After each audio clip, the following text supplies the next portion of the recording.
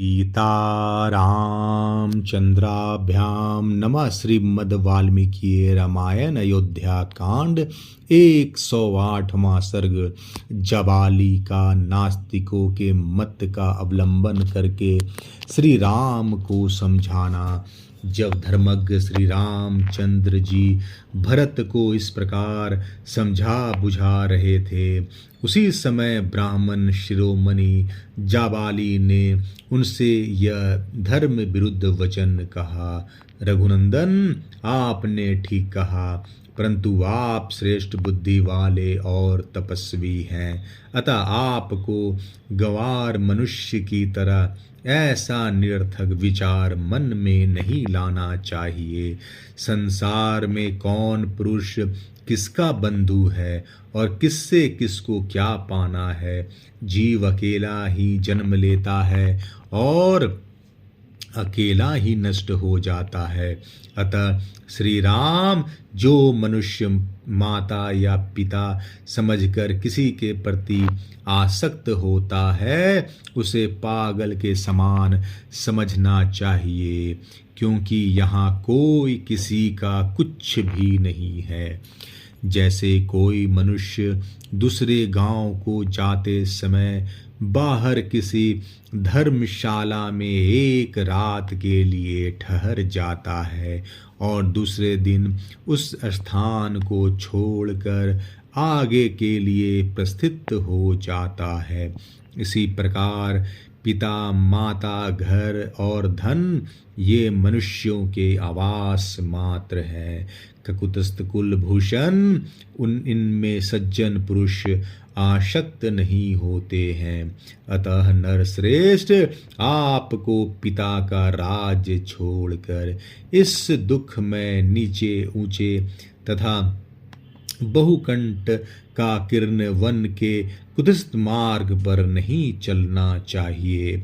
आप समृद्धिशालिनी अयोध्या में राजा के पद पर अपना अभिषेक कराइए। वह नगरी प्रोषित भृत नारी की भांति एक वेणी धारण करके आपकी प्रतीक्षा करती है। राजकुमार जैसे देवराज इंद्र स्वर्ग में विहार करते हैं, उसी प्रकार आप बहुमूल्य राजभोगों का उपभोग करते हुए अयोध्या में विहार कीजिए।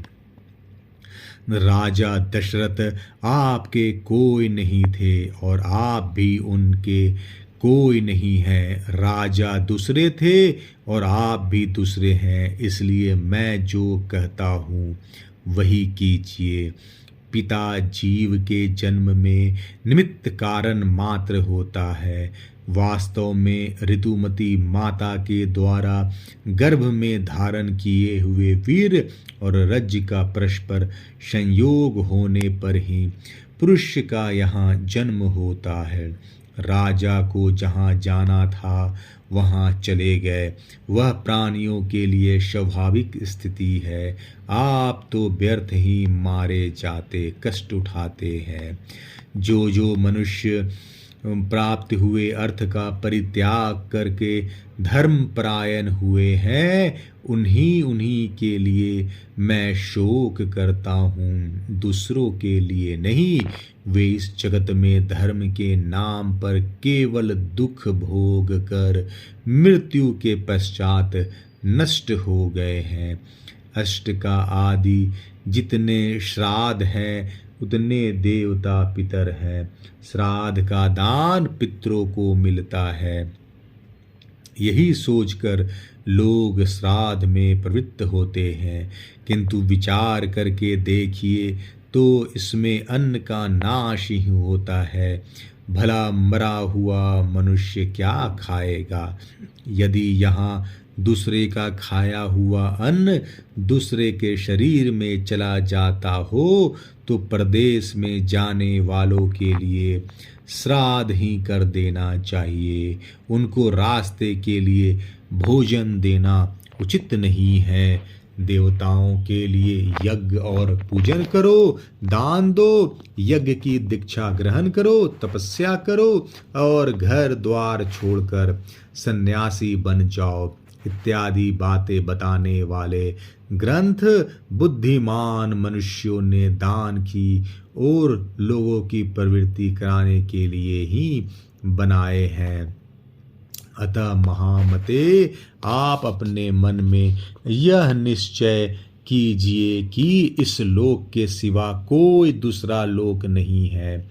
अतः वहाँ फल भोगने के लिए धर्म आदि के पालन की आवश्यकता है, जो प्रत्यक्ष आवश्यकता नहीं है। जो प्रत्यक्ष राज लाभ है उसका आश्रित लीजिए, परोक्ष पारलौकिक लाभ के पीछे ढकेल दीजिए।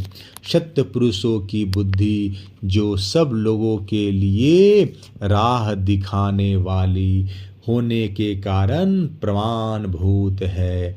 आगे करके भरत के अनुरोध से आप अयोध्या का राज ग्रहण कीजिए। अयोध्या कांड 108वां सर्ग समाप्त।